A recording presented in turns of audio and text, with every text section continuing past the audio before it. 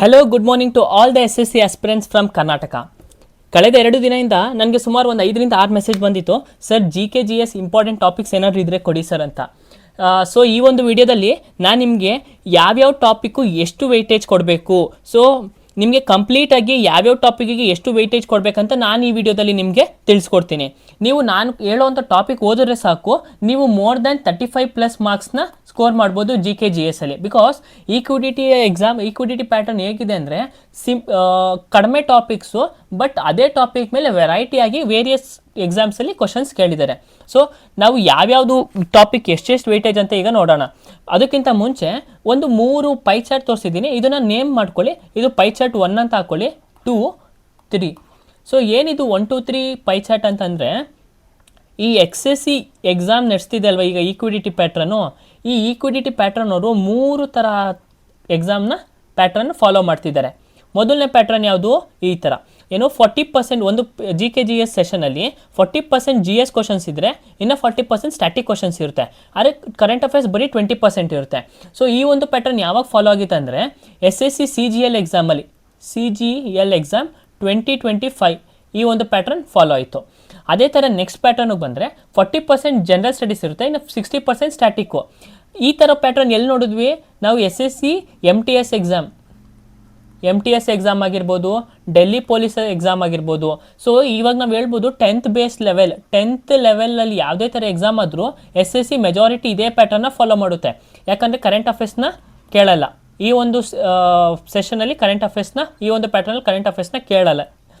Next pattern ಬಂದರೆ 40% current affairs ಇರುತ್ತೆ, ಇನ್ನು 50% ಜನರಲ್ ಸ್ಟಡೀಸ್ ಇರುತ್ತೆ. ಬಟ್ ಸ್ಟ್ಯಾಟಿಕ್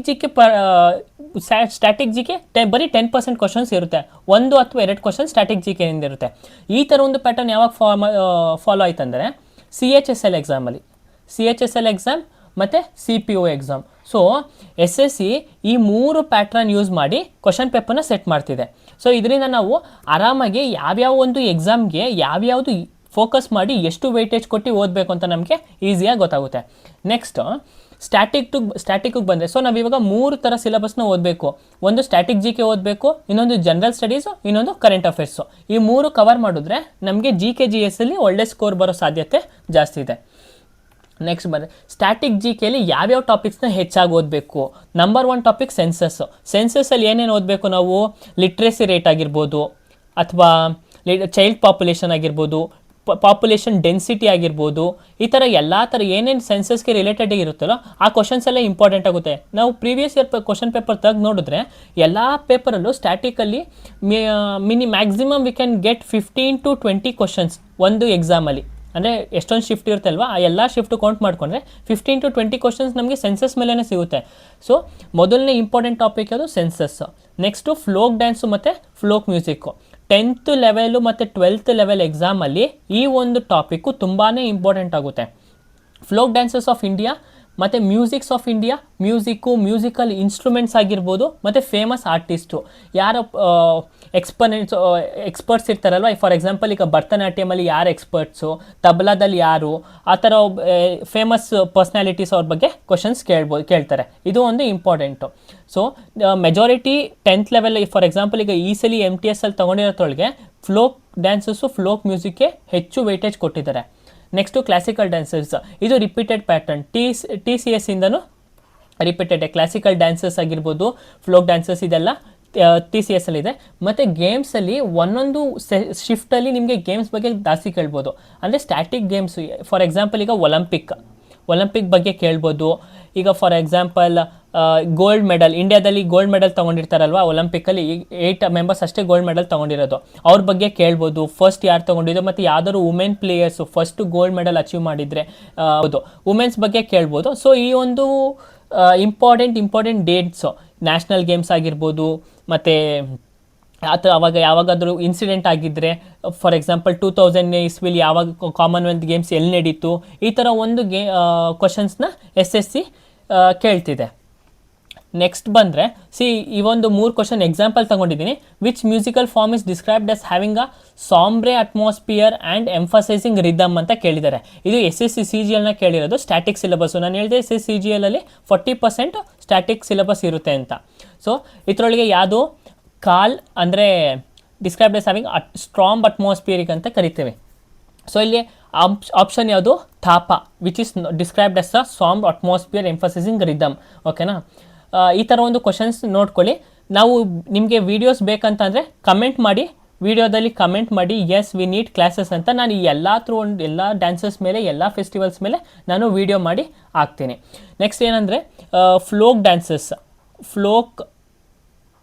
ಡ್ಯಾನ್ಸು ಮತ್ತು ಫ್ಲೋಕ್ ಮ್ಯೂಸಿಕ್ ಬಗ್ಗೆ ಜಾಸ್ತಿ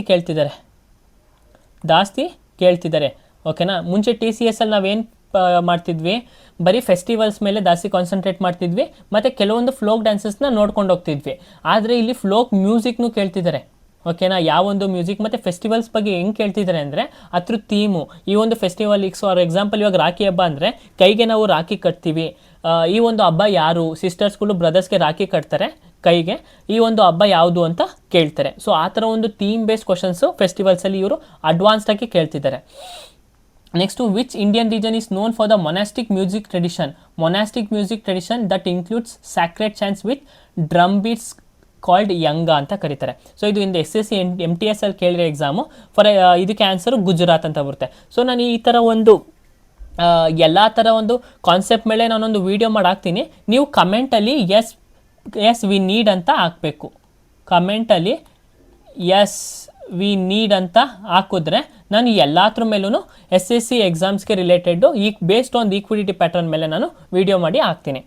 ನೆಕ್ಸ್ಟ್ ಜನರಲ್ ಸ್ಟಡೀಸ್ಗೆ ಅಂತ ಬಂದರೆ ನೋಟ್ ಮಾಡ್ಕೊಳ್ಳಿ, ಯಾವುದೇ ಕ್ವಶನ್ ಪೇಪರ್ ತೆಗೆದು ನೋಡಿ, ಈ ಟಾಪಿಕ್ ಮೇಲೆ ಬಿಟ್ಟರೆ ಮೆಜಾರಿಟಿ ಯಾವುದೇ ಟಾಪಿಕ್ ಮೇಲೆ ನಿಮಗೆ ಕ್ವಶನ್ ಸಿಗಲ್ಲ. ಇದರಿಂದ ನೀವು ಮೋರ್ ದ್ಯಾನ್ 20+ ಇನ್ GA ಜನರಲ್ ಸ್ಟಡೀಸಲ್ಲೇ 40% ವೇಟೇಜ್ ಇರುತ್ತಲ್ಲ, ಅದರೊಳಗೆ ಔಟ್ ಮಾರ್ಕ್ಸ್ ತೆಗಿಬೋದು. ಬರೀ ಇಷ್ಟು ಟಾಪಿಕ್ನ ಮಾತ್ರ ಓದ್ಕೊಂಡೋಗಿ ಸಾಕು. ಎಕನಾಮಿಕ್ ರಿಫಾರ್ಮ್ಸ್ ಅಂದರೆ 1991 ರಿಫಾರ್ಮ್ಸ್, LPG ರಿಫಾರ್ಮ್ಸ್ ಅಂತ ಕರಿತೀವಲ್ವಾ, ಆ ಒಂದು LPG ರಿಫಾರ್ಮ್ಸ್ನ 1991 ರಿಫಾರ್ಮ್ಸು ಅದು ಇಂಪಾರ್ಟೆಂಟು. ಎಲ್ಲ ಥರದ ಡಿಫ್ರೆಂಟ್ ಆ್ಯಂಗಲಿಂದ ಕ್ವಶನ್ಸ್ ಕೇಳ್ತಾರೆ. ನೆಕ್ಸ್ಟು 1950 ಇಂಡಸ್ಟ್ರಿಯಲ್ ರಿಫಾರ್ಮ್ಸ್ 1956ಇಂದ 1980ವರೆಗೂ ಹೇಗೆ ಇಂಡಸ್ಟ್ರಿಯಲ್ ರಿಫಾರ್ಮ್ಸ್ ಎವಾಲ್ವ್ ಆಯಿತು ಅಂತ. 5 year plans important topic, TCS ಅಲ್ಲಿ ಇಂಪಾರ್ಟೆಂಟ್, ಇಲ್ಲೂ ಇಂಪಾರ್ಟೆಂಟು. ಮತ್ತು ಬ್ಯಾಂಕಿಂಗ್ ಮತ್ತು ಫಿಸ್ಕಲ್ ಪಾಲಿಸಿ ಇದು ಮೇಯ್ನಾಗಿ ಇಂಪಾರ್ಟೆಂಟ್ ಆಗ್ತಿದೆ. ಈಗೀಗ ಎವಾಲ್ವ್ ಆಗ್ತಾಯಿದೆ ಈ ಒಂದು ಕಾನ್ಸೆಪ್ಟು. ಓಕೆನಾ, ಎಕಾನಮಿಲಿ ಇಷ್ಟು ಓದಿದ್ರೆ ಸಾಕು. ಆಮೇಲೆ ಇನ್ನೊಂದು ಆ್ಯಡ್ ಮಾಡ್ಕೊಳ್ಳಿ, ಎಕಾನಮಿಲಿ ಇನ್ನೊಂದು ಏನಂದರೆ ಕರ್ವ್ಸ್ಗಳು ನೋಡ್ಕೋಬೇಕು. ಎಕಾನಮಿಲೇನು curves, for example Phillips curve ಆಗಿರ್ಬೋದು, ಕರ್ವ್ಸ್ ಡಿಮ್ಯಾಂಡ್ ಕರ್ವ್ ಆಗಿರುತ್ತೆ, ಫಿಲಿಪ್ಸ್ ಕರ್ವ್ ಆಗಿರುತ್ತೆ, ಲಾಫರ್ ಕರ್ವ್ ಆಗಿರ್ಬೋದು. ಇಂಥ ಒಂದು ಕರ್ವ್ಸ್ಗಳು ಇಂಪಾರ್ಟೆಂಟ್ ಆಗುತ್ತೆ. ನೆಕ್ಸ್ಟು ಪೊಲಿಟಿಲ್ ಬಂದರೆ ಇದು ಬಿಟ್ಟರೆ ಇನ್ಯಾವುದು ಕೇಳಲ್ಲ. ಈ ಒಂದು ಟಾಪಿಕ್ಸ್ನ ಬಿಟ್ಟರೆ ಇನ್ಯಾವುದು ಕೇಳಲ್ಲ. ಮತ್ತು ಪೊಲಿಟಿಯ ವೆಯ್ಟೇಜು ತುಂಬಾ ಕಡಿಮೆ ಇರುತ್ತೆ. SSC ಎಕ್ಸಾಮಲ್ಲಿ ಪೊಲಿಟಿ ವೆಯ್ಟೇಜು ಫುಲ್ಲು ಕಡಿಮೆ ಆಗಿಬಿಟ್ಟಿದೆ. ಕೇಳಿದ್ರೆ ಮ್ಯಾಚ್ ದ ಫಾಲೋಯಿಂಗ್ ಕ್ವಶನ್ಸ್ ಕೇಳ್ತಾರೆ. ಅದು ಬಿಟ್ಟರೆ ಇಷ್ಟು ಬಿಟ್ಟು ಇನ್ಯಾವುದು ಕೇಳಲ್ಲ ಪೊಲಿಟಿಲಿ. ನೆಕ್ಸ್ಟು ಜಿಯೋಗ್ರಫಿಗೆ ಬಂದರೆ western Ghats and eastern Ghats ಎಲ್ಲ ಪೇಪರಲ್ಲೂ ಒಂದೊಂದು ಕ್ವಶನ್ ಇದೆ. ಎನರ್ಜಿ ಸೋರ್ಸಸ್ ಪಕ್ಕಾ ಕ್ವಶನ್, ಎಲ್ಲ ಪೇಪರಲ್ಲೂ ಪಕ್ಕಾ ಕ್ವಶನ್ಸ್. ರಿನ್ಯೂವಬಲ್ ಎನರ್ಜಿ, ನಾನ್ ರಿನ್ಯೂವಬಲ್ ಎನರ್ಜಿ, ಅದರೊಳಗೆ ಯಾವುದು ವಿಂಡು, ಸೋಲಾರು, ಜಿಯೋಥರ್ಮಲ್ ಎನರ್ಜಿ, ಈ ಥರ ಎಲ್ಲ ಥರ ಯಾವುದಾದ್ರು ಒಂದು ಕ್ವಶನ್ ಕೇಳಿರ್ತಾರೆ. ಮತ್ತು ಯಾವ ಸ್ಟೇಟಲ್ಲಿ ಜಾಸ್ತಿ ಇರುತ್ತೆ, ಯಾವ ಸ್ಟೇಟ್ ಇದನ್ನು ಪ್ರೊಡ್ಯೂಸ್ ಜಾಸ್ತಿ ಮಾಡ್ತೈತೆ ಅಂತಲೂ ಕೇಳ್ತಾರೆ. ಡಿಫ್ರೆಂಟ್ ಆ್ಯಂಗಲ್ಸಿಂದ ನೋಡಬೇಕು. Next rivers and tributaries, TCS ಅಲ್ಲೂ ಗೊತ್ತಿರೋದೆ. ಫಿಸಿಕಲ್ ಫೀಚರ್ಸ್ ಆಫ್ ಇಂಡಿಯಾ, ಈ ಒಂದು ಕಾನ್ಸೆಪ್ಟ್ ಇದ್ರೊಳಗೆ ಜಾಸ್ತಿ ಎವಾಲ್ವ್ ಆಗಿದೆ. ಫಾರ್ ಎಕ್ಸಾಂಪಲ್ ಈಗ ಫಿಸಿಕಲ್ ಫೀಚರ್ಸ್ ಅಂದರೆ ಹಿಮಾಲಯಸು ಬರುತ್ತೆ, ಸತ್ಪುರ, ವಿಂಧ್ಯಾಸ್ ಎಲ್ಲ ಬರುತ್ತೆ. ಈಗ for example Chota Nagpur plateau, ಅಲ್ಲಿ ರಿಚ್ ಮಿನರಲ್ಸ್ ಯಾವುದು ಅಂತ ಕೇಳ್ತಾರೆ. So physical features of India ಒಂದು ಇಂಪಾರ್ಟೆಂಟ್ ಟಾಪಿಕ್ ಆಗಿದೆ ಮತ್ತು ಪಕ್ಕಾ ಕ್ವಶನ್ನು, ಇದು ಪಕ್ಕಾ ಕ್ವಶನ್. ನೆಕ್ಸ್ಟ್ ಹಿಸ್ಟ್ರಿಗೆ ಬಂದರೆ Rigveda, Indus valley civilisation, temple architecture location, Dravida, ಮತ್ತು ಯಾವ್ಯಾವ ಟೆಂಪಲ್ ಎಲ್ಲೆಲ್ಲಿ ಲೊಕೇಟ್ ಆಗಿದೆ. ಈಗ ಈಕ್ವಿಡಿಟಿ ಪ್ಯಾಟರ್ನ್ ಏನಂದರೆ ನಮಗೆ ಜಾಸ್ತಿ ಪರಿಚಯ ಇರಲ್ಲ ಡೈನಾಸ್ಟಿ, ಆ ಡೈನಾಸ್ಟಿ ಬಗ್ಗೆ ಕ್ವಶನ್ ಕೇಳೋದು. For example Parmar dynasty, Solanki dynasty, ಈ ಒಂದು ಡೈನಾಸ್ಟಿ ಬಗ್ಗೆ ಜಾಸ್ತಿ ಕ್ವಶನ್ಸ್ ಕೇಳ್ತಿದ್ದಾರೆ. ಮತ್ತು ಗುಜರಾತ್, ರಾಜಸ್ಥಾನ್ ಅವ್ರ ಕಡೆ ಬಿಲ್ಟ್ ಆಗಿರೋ ಆರ್ಕಿಟೆಕ್ಚರ್, ಗುಜರಾತ್ ಮತ್ತು ರಾಜಸ್ಥಾನ್, ಈ ಒಂದು ಕ್ವಶನ್ಸು ಜಾಸ್ತಿ ಕೇಳಿದ್ದಾರೆ. ಓಕೆ, ಯಾವುದು ನಮಗೆ ಜಾಸ್ತಿ ಅರಿವಿರಲ್ಲ ಆ ಒಂದು ಕ್ವಶನ್ಸ್ನ ನಮಗೆ ಜಾಸ್ತಿ ಕೇಳ್ತಿದ್ದಾರೆ ಈಕ್ವಿಡಿಟಿ pattern.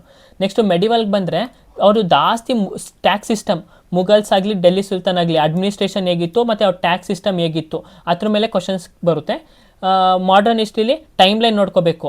Gandhi period, especially Gandhi period time line ನೋಡ್ಕೋಬೇಕು. Satyagraha, non cooperation movement, civil disobedience movement ಮತ್ತು ಕ್ವಿಟ್ ಇಂಡಿಯಾ ಮೂವ್ಮೆಂಟ್ ಗಂಟ ಎಲ್ಲ ಟೈಮ್ ಲೈನ್ ನೋಡ್ಕೋಬೇಕು. ಇಂಡಿಯನ್ ನ್ಯಾಷನಲ್ ಕಾಂಗ್ರೆಸ್ಸಲ್ಲಿ ಯಾರ್ಯಾರು ಪ್ರೆಸಿಡೆಂಟು, ಯಾವಾಗ ಏನೇನಾಯಿತು, ಇಂಪಾರ್ಟೆಂಟ್ ಡೇಟ್ಸ್ನ ನೆನ್ಪಿಟ್ಕೋಬೇಕು. ರಿವಾಲ್ಟ್ ಆಫ್ 1857 ಈಕ್ವಿಡಿಟಿಲೂ ಸೇಮ್ ಕ್ವಶನ್ಸ್ ಥರನೇ ಅದೇ ಥರ ಕ್ವಶನ್ಸ್ ಕೇಳ್ತಾರೆ. ಟಿ ಸಿ ಎಸ್ ಅಲ್ಲಿ ಹೇಗೆ ಕೇಳ್ತಿದ್ರು ಹಾಗೇನೆ. ನೆಕ್ಸ್ಟ್ ಇಲ್ಲಿ ಸೈನ್ಸ್ ಬಗ್ಗೆ ಜಾಸ್ತಿ ವೆಯ್ಟೇಜ್ ಇಲ್ಲ, 1 or 2 ಪ್ರತಿ ಪೇಪರಲ್ಲೂ 1 to 2 ಕ್ವಶನ್ ಮ್ಯಾಕ್ಸಿಮಮ್ಮು. ಓಕೆನಾ. ವಿಟಮಿನ್ಸ್ ಮತ್ತು deficiency, vitamin A B C ಮತ್ತು ಅದ್ರ ಕಾಸಸ್ಸು ಅದು ಡೆಫಿಷಿಯನ್ಸಿ ಏನೇನು ಅಂತ. ಡಿಸೀಸ್ ಬಗ್ಗೆ ಕೇಳ್ತಾರೆ, ಯಾವೊಂದು ಡಿಸೀಸ್ ಏನು ಅಂತ. ಎಕ್ಸಾಂಪಲ್ಲು ವೈರಸ್ದು, ಬ್ಯಾಕ್ಟೀರಿಯಾ, ಪ್ಯಾರಾಸೈಟಿಕ್ ಡಿಸೀಸಸ್ ಈ ಥರ ಕೇಳ್ತಾರೆ. ಫೋಟೋಸಿಂಥಸಿಸಲ್ಲಿ basic concept 8th standard to 10th standard ಏನೇನು ಸೈನ್ಸ್ ಇರುತ್ತಲ್ಲೋ ಆ ಬೇಸಿಕ್ ಕಾನ್ಸೆಪ್ಟ್ಸ್ ಬಗ್ಗೆ ಕೇಳ್ತಾರೆ. ಕ್ಲೋರೋಫಿಲ್ ಆಗಿರ್ಬೋದು, ಪಿಗ್ಮೆಂಟು, ಈ ಥರ ಬೇಸಿಕ್ ಕಾನ್ಸೆಪ್ಟ್ಸ್ ಕೇಳ್ತಾರೆ. ಮತ್ತು ಈಗ SSC GD 10th ಲೆವೆಲ್ ಅವ್ರಿಗೆಲ್ಲ ಏನು ಮಾಡಿದ್ದಾರೆ, basics human brain, I glands ಇದ್ರ ಬಗ್ಗೆ ಕೇಳಿದ್ದಾರೆ. ಈಗೊಂದು ಕ್ವಶನ್ಸ್ಗಳು ಟಿ ಸಿ ಎಸ್ ಅಲ್ಲೂ ಸೇಮ್ ಆಗಿತ್ತು, ಬಟ್ ಈಕ್ವಿಡಿಟಿ ಅವರು ಸ್ವಲ್ಪ ಡಿಫ್ರೆಂಟಾಗಿ ಕೇಳ್ತಿದ್ದಾರೆ, ಸ್ವಲ್ಪ ನೋಡಿ ಅದನ್ನು ಗಮನಿಸ್ಕೋಬೇಕು. ಸೊ ಇಷ್ಟು ಬಿಟ್ಟರೆ ಜನರಲ್ ಸ್ಟಡೀಸಲ್ಲಿ ನಮ್ಗೆ ಇನ್ನು ಯಾವುದೇ ಥರ ಕ್ವಶನ್ಸ್ ಎಲ್ಲಿಂದನೂ ಬರ್ತೇ ಇಲ್ಲ. ಸೊ ನೀವು ಪ್ರೀವಿಯಸ್ ಇಯರ್ ಕ್ವಶನ್ ಪೇಪರ್ ತೆಗೆದು ನೋಡ್ಬೋದು. ಈ ಒಂದು ಟಾಪಿಕಿಂದ ಮಿಸ್ ಆಗಿದ್ದರೆ ಯು ನೋಟ್ ಡೌನ್ ದಟ್ ಮತ್ತೆ ಅದನ್ನು ಓದ್ಕೊಳ್ಳಿ, ಯಾಕಂದರೆ ಇದು ಮೋಸ್ಟ್ ರಿಪೀಟೆಡ್ ಕ್ವಶನ್ಸ್ನ ಮಾತ್ರ ನಾನು ಇಲ್ಲಿ ಹಾಕಿರೋದು.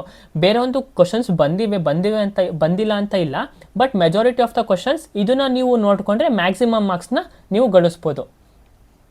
Next current affairs. ಈ current affairs CGL exam, CGL ಮತ್ತು CHSL ಇಂಪಾರ್ಟೆಂಟ್ ರೋಲ್ನ ಪ್ಲೇ ಮಾಡುತ್ತೆ. ಓಕೆನಾ. CGL ಕರೆಂಟ್ ಅಫೇರ್ಸಲ್ಲಿ ಏನೇನು ಮಾಡಬೇಕು, ಎಕ್ಸಾಂಪಲ್ ಸ್ಪೇಸ್ ಟೆಕ್ನಾಲಜಿ.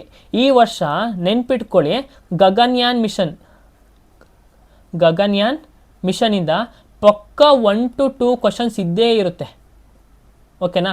ಅದ್ರದ್ದು ಎಕ್ಸ್ಪೆರಿಮೆಂಟ್ಸಲ್ಲಿ ಆಗಲೇ ಸಕ್ಸಸ್ಫುಲ್ ಆಗಿದೆ. ಸೊ 1 to 2 ಕ್ವಶನ್ಸ್ ಪಕ್ಕ ಇದ್ದೇ ಇರುತ್ತೆ. Next important bills. ಈಗ ಫಾರ್ ಎಕ್ಸಾಂಪಲ್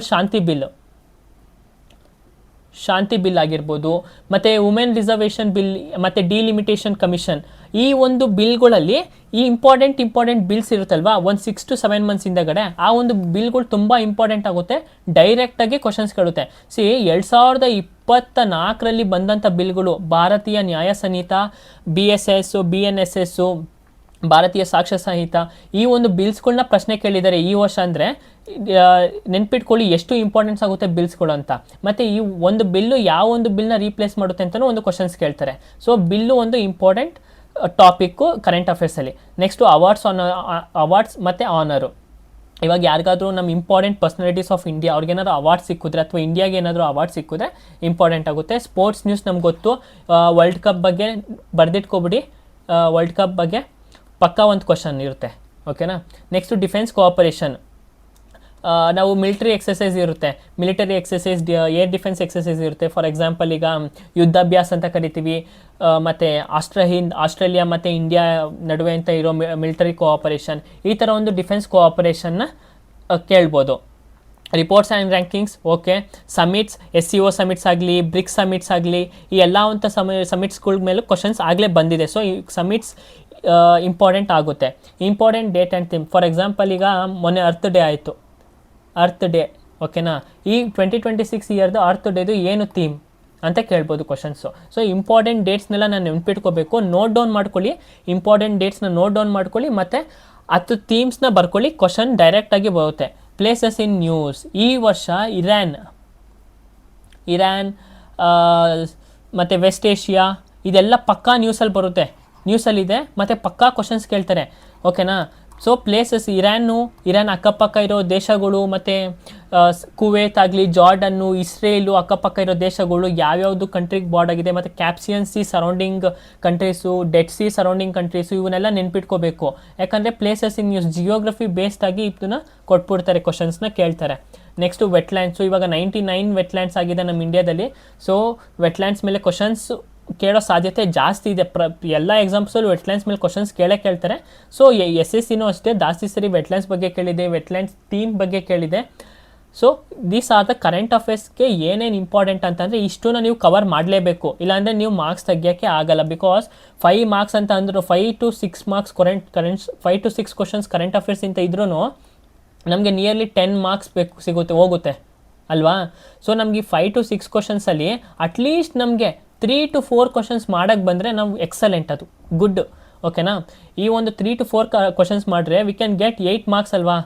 8 ಮಾರ್ಕ್ಸ್ ಸಿಕ್ಕಿದ್ರೆ ನಮ್ಮ ಟಾರ್ಗೆಟ್ ಏನು, ಮೋರ್ ದೆನ್ 35+ ಸ್ಕೋರ್ ಮಾಡಬೇಕು. Minimum 35, maximum out of 40 score ಮಾಡೋಕ್ಕೆ ಟ್ರೈ ಮಾಡಬೇಕು. ಓಕೆನಾ, ಇದು ಒಂದು ಟಾರ್ಗೆಟು. ಸೊ ಇಷ್ಟನ್ನ ಕವರ್ ಮಾಡಿದ್ರೆ ನೀವು definitely you can score everything. Next ಈಗ ನಾನು ಏನು ಹೇಳಬೇಕು ಅಂತಂದರೆ, we have already started SSC, ಒಂದು ನಿಮಿಷ, we have already started SSC GD PYQ series. ಓಕೆನಾ, ನೆನ್ನೆ ಒಂದು ಲೆಕ್ಚರ್ ಮಾಡಿದ್ದೀವಿ, SSC GD PYQ ಸೀರೀಸ್ನ ಸ್ಟಾರ್ಟ್ ಮಾಡಿದ್ದೀವಿ. ಓಕೆನಾ, next we will be doing NTPCs also. NTPC undergraduate exams near ಇದೆ, ಅದಕ್ಕೆ PYQ ಸೀರೀಸ್ನ ಸ್ಟಾರ್ಟ್ ಮಾಡ್ತೀವಿ. ನಿಮಗೆ ಈಗ ನಾನು ಹೇಳಿರೋಂಥ ಕಾನ್ಸೆಪ್ಟ್ ಮೇಲೆ ಯಾವುದೇ ಥರದ ವೀಡಿಯೋಸ್ ಬೇಕು ಸರ್ ನಮಗೆ ಎಕ್ಸ್ಪ್ಲೇನ್ ಮಾಡಿ ಅಂತಂದರೆ ಕಮೆಂಟ್ ಮಾಡಿ, ಕಮೆಂಟಲ್ಲಿ ಎಸ್ ಅಂತ ತಿಳಿಸಿ, ಎಸ್ ಅಂತ ಟೈಪ್ ಮಾಡಿ. ಓಕೆನಾ, ಎಸ್ ಅಂತ ಟೈಪ್ ಮಾಡಿ. ನಾನು ನಿಮಗೆ ಎಲ್ಲ ಥರದ್ದು, ಈಗ ಫಾರ್ ಎಕ್ಸಾಂಪಲ್ ಈಗ ಕರೆಂಟ್ ಅಫೇರ್ಸಲ್ಲಿ ರಿಪೋರ್ಟ್ಸ್ ಮೇಲೆ, ಅವಾರ್ಡ್ಸ್ ಮೇಲೆ, ಸಮಿಟ್ಸ್ ಮೇಲೆ, ಎಲ್ಲ ಥರದ ಮೇಲೂ ನಾನು ನಿಮಗೆ ಕರೆಂಟ್ ಅಫೇರ್ಸ್ ಕ್ಲಾಸಸ್ನ ಮಾಡ್ತೀನಿ. ಡೈಲಿ ಒಂದೊಂದು ವೀಡಿಯೋ ಬಿಟ್ರು 10 ಡೇಸ್ಗೆ ನಮ್ಮ ಕರೆಂಟ್ ಅಫೇರ್ಸೇ ಮುಗ್ದೋಗ್ಬಿಡುತ್ತೆ. ಓಕೆನಾ, ಯೋಚನೆ ಮಾಡಬೇಡಿ, ಅದರಿಂದನೇ ಕ್ವಶನ್ಸ್ ಬಂದೇ ಬರುತ್ತೆ. Because I have also score, ನನ್ನ ಹತ್ರ ಸ್ಕೋರ್ ಕಾರ್ಡ್ ಇಲ್ಲ ಅಂದಿರೆ ನಾನು ತೋರಿಸ್ತಿದ್ದೆ. ನಾನು ಇದೇ ಸ್ಟ್ರಾಟಜಿನ ಯೂಸ್ ಮಾಡಿದ್ದು. ನಾನೊಂದು ಬುಕ್ಕಲ್ಲಿ ನೋಟ್ ಮಾಡ್ಕೊಂಡು ಯಾವ್ಯಾವ ಕ್ವಶನ್ ಪೇಪರಲ್ಲಿ ಯಾವ್ಯಾವ ಟಾಪಿಕ್ಸ್ನ ಜಾಸ್ತಿ ತೆಗೆದಿದೆ ಅಂತ. ನಾನು SSC majority of the SSC ಎಕ್ಸಾಮಲ್ಲಿ ನನ್ನ ಸ್ಕೋರು ಯಾವಾಗಲೂ 25 ಕ್ವಶನ್ಸ್ಗೆ ನಿಯರ್ಲಿ 19+ ಕ್ವಶನ್ಸು ಕರೆಕ್ಟ್ ಆಗಿವೆ. ಓಕೆನಾ, ಮತ್ತು SSC ಡೆಲ್ಲಿ ಪೊಲೀಸ್ ಕಾನ್ಸ್ಟೇಬಲ್ ಎಕ್ಸಾಮಲ್ಲಿ ನಾನು 18ಕ್ಕೆ 20ಅಲ್ಲಿ 18 ಕ್ವಶನ್ ಅಟೆಂಡ್ ಮಾಡಿದ್ದೆ, 18ಕ್ಕೆ 18 ಕ್ವಶನು ಕರೆಕ್ಟ್ ಆಗಿದೆ. ಓಕೆನಾ, ನನ್ನ ಹತ್ರ ಸ್ಕೋರ್ ಕಾರ್ಡ್ಸ್ ಇಲ್ಲ, ಬರೀ 2 to 3 ಎಕ್ಸಾಮ್ಸ್ ಐತೆ. 1ಕ್ಕೆ ಎಲ್ಲ ಹುಡುಕಿ 3 to 4 ಎಕ್ಸಾಮ್ಸ್ ಏನಾದ್ರು ಸಿಕ್ಕಿದ್ರೆ ನಾನು ನಿಮಗೆ ಅದ್ರ ಮೇಲೆ ಒಂದು ವೀಡಿಯೋ ಮಾಡಿ ಹಾಕ್ತೀನಿ, ನಾನು ಹೇಗೆ ಸ್ಕೋರ್ ಮಾಡಿದೆ ಅಂತ. ಅವ್ರ ಅಪ್ಕಮಿಂಗ್ ಎಕ್ಸಾಮ್ ಇನ್ನೇನು ನೆಕ್ಸ್ಟ್ ಎಕ್ಸಾಮ್ಸ್ ಬರ್ತಿದೆ, ಬಿಟ್ಟಾಗ ನಾನು ಅಲ್ಲೇ ಸ್ಕೋರ್ ಕಾರ್ಡ್ನ ನಿಮ್ಮ ಹತ್ರ ಶೇರ್ ಮಾಡ್ತೀನಿ. ಓಕೆನಾ, ಸೊ ಈಗ ನಿಮಗೆ ಯಾವ್ದೇ ಥರದ ವೀಡಿಯೋ ಬೇಕಂತ ಅಂದರೆ, ಕ್ಲಾಸಸ್ ಬೇಕಂತ ಅಂದರೆ ಕಮೆಂಟಲ್ಲಿ ಎಸ್ ಅಂತ ತಿಳಿಸಿ, ಮತ್ತು ಸಬ್ಸ್ಕ್ರೈಬ್ ಮಾಡಿ. Next NTPC UG PYQ series ಇನ್ನೇನು ಬೇಗ ಬರ್ತಿದೆ. ಮತ್ತು NTPCಲೂ ಅಷ್ಟೇ, I have scored more than 40ಗೆ 38 ಕ್ವಶನ್ಸ್ನ ಅಟೆಂಡ್ ಮಾಡಿದೆ. 34 ಕ್ವಶನ್ಸು ಕರೆಕ್ಟ್ ಆಗೈತೆ. ಓಕೆನಾ, 34 ಕ್ವಶನ್ಸ್ ಕರೆಕ್ಟ್ ಆಗಿದೆ. ನಾವು 30+ ತೆಗೆದ್ರೇ it's a highest marks. So NTPC ಎಕ್ಸಾಮ್ಗೆ ಕರೆಂಟ್ ಅಫೇರ್ಸ್ ಏನೇನು ಬೇಕು ಅಂತೆಲ್ಲ ನಾನು ನಿಮಗೆ ತಿಳಿಸ್ಕೊಡ್ತೀನಿ. ಧನ್ಯವಾದಗಳು. ಈ ಒಂದು ಅನಾಲಿಸಿಸ್ನ ನೀವು ಫಾಲೋ ಮಾಡಿ, ಪಕ್ಕ ನಿಮಗೆ 30+ ಸ್ಕೋರ್ ಮಾರ್ಕ್ಸ್ ಬಂದೇ ಬರುತ್ತೆ. ಮತ್ತು ನಿಮ್ಮ ಫ್ರೆಂಡ್ಸ್ಗೆ ಎಲ್ಲರಿಗೂ ಶೇರ್ ಮಾಡಿ. SSC ಎಕ್ಸಾಮ್ಗೆ ಕರ್ನಾಟಕದಲ್ಲಿ ಯಾರ್ಯಾರು ಓದ್ತಿದ್ದಾರೆ ಪ್ಲೀಸ್ ಅವ್ರಿಗೆಲ್ಲರಿಗೂ ಶೇರ್ ಮಾಡಿ. Thank you every one.